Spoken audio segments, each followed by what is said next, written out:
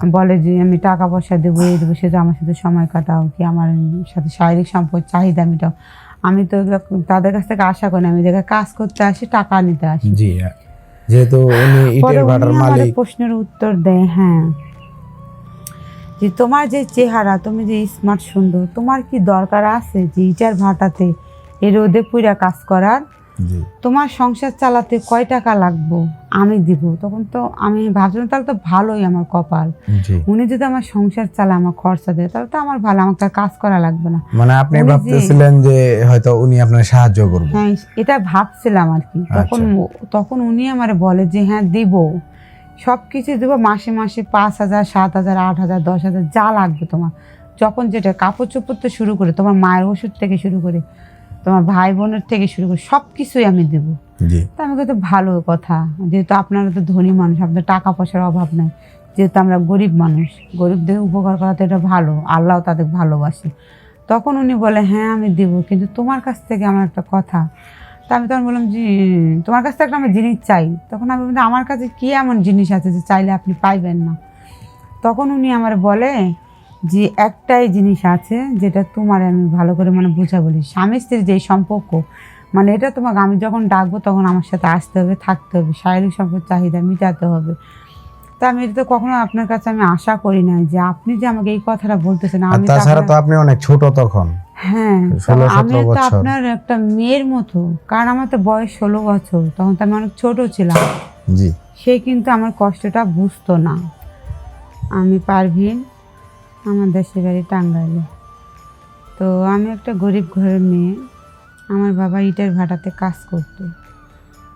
তো বাড়িতে আমি বড়, আর 2টা ভাই ছোট। মা অনেক বয়স হয়েছে, অসুস্থ। জি, তো আমার বাবা ইটের ভাটাতে অনেক দিন ধরে কাজ করে। একদিন হঠাৎ করে অসুস্থ হয়ে যায় তিনি। অসুস্থ হওয়ার পর অনেক টাকা পয়সার সাহায্য নিয়ে তার চিকিৎসা করি, কিন্তু সে ভালো হয় না। 3-4 মাস এইভাবে কাটার পর উনি মারা যায়। তা আমাদের সংসারে চালার মতো কোনো লোক ছিল না, যেহেতু আমি সবার বড়। জি, ভাইগুলা ছোট ছোট। হ্যাঁ, 2টা ভাই ছিল ছোট। আর মা যে পরের বাড়ি কাজ করে নিয়ে এসে খাওয়াবো, মা তো অনেক বয়স, জি, অসুস্থ উনিও। মানে অনেক বয়স হয়েছে, মানে উনিও পুরোপুরি অসুস্থ। এখন সংসারটা চালার মতো লোক ছিল না। আর আমার মামাদের বাড়ির থেকে যে টাকা পয়সা, কি চাল ডাল বাজার টাজার নিয়ে এসে আমাদের সংসারে চালাবো, তাদের এত কোনো আত্মীয় সম্পদ ছিল না। ওরা একটু গরিব ধরনের, আর তারপরে দেয় মাঝে মাঝে, কিন্তু একদিন, 2 দিন, 3 দিন দিবে, ঠিক আছে না? জি, জি, তারপরে তো তারা দিবে না। আর নিজের সংসার নিজেরে চালাতে হবে। তখন আমি চিন্তা করলাম, আমি তখন 16-17 বছর বয়স, আমি কিন্তু আগে অনেক সুন্দর ছিলাম। জি, পরে আমি চিন্তা করলাম তাহলে আমার বাবা যেই জায়গাতে কাজ করতো সেই জায়গাতে আমি যাই কাজটা নিই, জি, কারণ অনেক মেয়েরা তো কর্ম করে, জি, হ্যাঁ, অনেক অনেক কাজ কাম আমাদের করে। বাংলাদেশে এখন অনেক মেয়েরাই কর্মজীবী।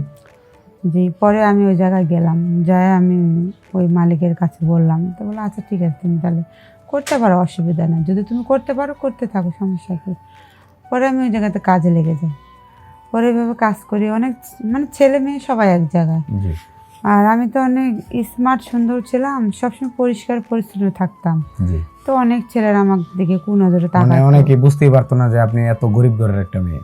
হ্যাঁ, পরে অনেকে তাকাতো, অনেক ধরনের কথা বলতো, অনেকে প্রেম প্রীতি করতে চায়, অনেকে বিয়ে করতে চায়। তখন আমি চিন্তা করলাম, এখন যদি আমি প্রেম প্রীতি ভালোবাসা বিয়ে করতে যাই, তাহলে আমার সংসারটা চলবে না। চলবে না। যেহেতু আমার ভাইরা ছোট ছোট, জি, মা আমার অসুস্থ। না আপনার ভাইয়েরা কি মা লেখাপড়া তো- করে? হ্যাঁ, মা তো কোনো কাজ করতে পারবে না। আচ্ছা, তা আমি তখন রাজি হই না তাদের কথায়। তারপরে এভাবে অনেক দিন হয়ে যায়, হয়ে যাওয়ার পর ওর আর একটা ছেলে আসে আমাদের, মানে অনেক খারাপ প্রস্তাব দেয় জি, যে এভাবে কষ্ট করো কেন, আমার সাথে এটা করো সেটা করো, তাহলে তোমার টাকা পয়সার বাজার টাজার অভাব হবে না, যখন যেটা লাগবে আমার বলবো।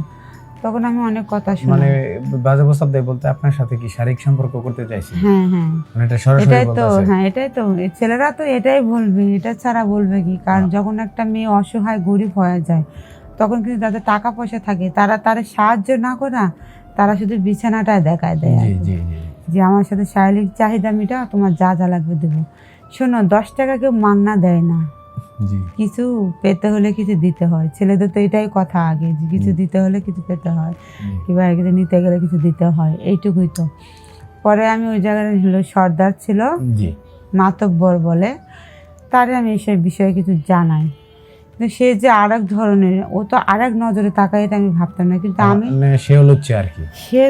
সে পুরা লুচ্চা, ও তো আমাকে আগেই খারাপ নজরে তাকাতো, কিন্তু আমি তাকে ভালো মনে করতাম, যে ভাবতাম যে মনে ও লোকটা আমার মানে আমার কষ্টটা বোঝে। কষ্ট মানে আপনি যে কাজ করতেছেন এটাই খেয়াল করতেছে, হ্যাঁ, কিন্তু আপনার তখন অন্য আমি নজর তাকাইতো।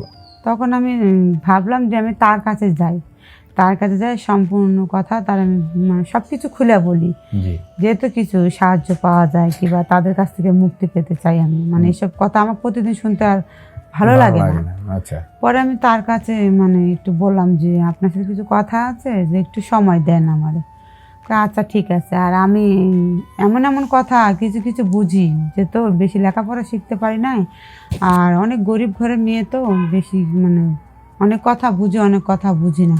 তো তার কাছে আমি সব কিছু বললাম যে দেখেন, আমি কাজে আসি, অনেক ছেলেরা আমার অনেক সময় খারাপ কথা বলে, কিংবা বলে যে আমি টাকা পয়সা দেবো, এই দেবো, সে যে আমার সাথে সময় কাটাও, কি আমার সাথে শারীরিক সম্পর্ক চাহিদা মেটাও। আমি তো এগুলো তাদের কাছ থেকে আশা করি না, আমি জায়গায় কাজ করতে আসি, টাকা নিতে আসি। জি, যেহেতু উনি ইটের ভাটার মালিক। প্রশ্নের উত্তর দেয়, হ্যাঁ, যে তোমার যে চেহারা, তুমি যে স্মার্ট সুন্দর, তোমার কি দরকার আছে যে ইটার ভাটাতে এই রোদে পুরা কাজ করার? তোমার সংসার চালাতে কয় টাকা লাগবো আমি দিব। তখন তো আমি ভাবছিলাম তাহলে তো ভালোই আমার কপাল, উনি যদি আমার সংসার চালায়, আমার খরচা দেয়, তাহলে তো আমার ভালো, আমার তার কাজ করা লাগবে না। মানে আপনি ভাবতেছিলেন যে হয়তো উনি আপনার সাহায্য করবে? হ্যাঁ, এটা ভাবছিলাম আর কি। তখন উনি আমারে বলে যে হ্যাঁ দিব, সব কিছু দেবো, মাসে মাসে 5,000, 7,000, 8,000, 10,000 যা লাগবে তোমার, যখন যেটা, কাপড় চোপড় থেকে শুরু করে, তোমার মায়ের ওষুধ থেকে শুরু করে, তোমার ভাই বোনের থেকে শুরু করে সব কিছুই আমি দেবো। তো আমি কিন্তু ভালো কথা, যেহেতু আপনারা তো ধনী মানুষ, আপনার টাকা পয়সার অভাব নেই, যেহেতু আমরা গরিব মানুষ, গরিবদের উপকার করা তো এটা ভালো, আল্লাহ তাদের ভালোবাসে। তখন উনি বলে হ্যাঁ আমি দিব, কিন্তু তোমার কাছ থেকে আমার একটা কথা। তা আমি তখন বললাম যে তোমার কাছ থেকে আমার জিনিস চাই। তখন আমি বললাম আমার কাছে কী এমন জিনিস আছে যে চাইলে আপনি পাইবেন না? তখন উনি আমার বলে যে একটাই জিনিস আছে, যেটা তোমার আমি ভালো করে মানে বুঝা বলি, স্বামী স্ত্রীর যে সম্পর্ক, মানে এটা তোমাকে আমি যখন ডাকবো তখন আমার সাথে আসতে হবে, থাকতে হবে, শারীরিক সম্পর্ক চাহিদা মেটাতে হবে। তা আমি এটা তো কখনো আপনার কাছে আমি আশা করি না যে আপনি যে আমাকে এই কথাটা বলতেছেন। আমি তাছাড়া তো আপনি অনেক ছোট তখন। হ্যাঁ, আমি তো আপনার একটা মেয়ের মতো, কারণ আমার তো বয়স 16 বছর, তখন তো আমি অনেক ছোট ছিলাম। জি, সে কিন্তু আমার কষ্টটা বুঝতো না। তখন আমি বাধ্য হয়ে ভাবি, মানে চিন্তা করি, মানে এই জগৎটাই মনে হয় এরকম।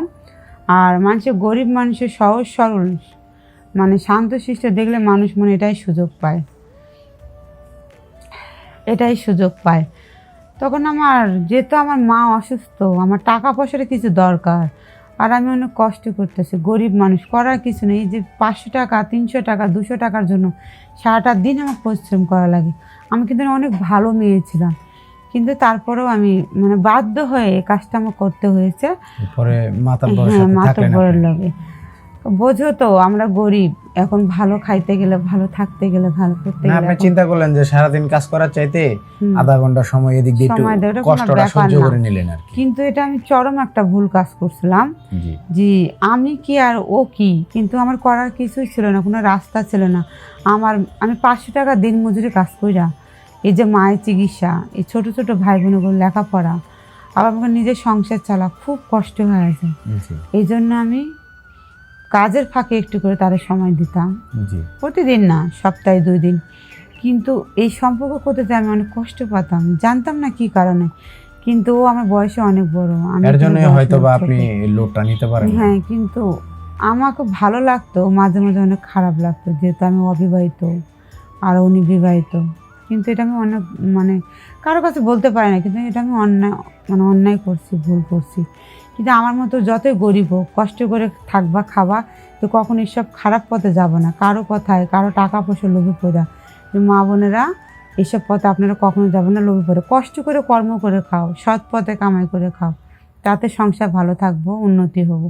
তা আমার মতো এই ভুল কাজ কেউ করবেন না। আল্লাহ হাফিজ।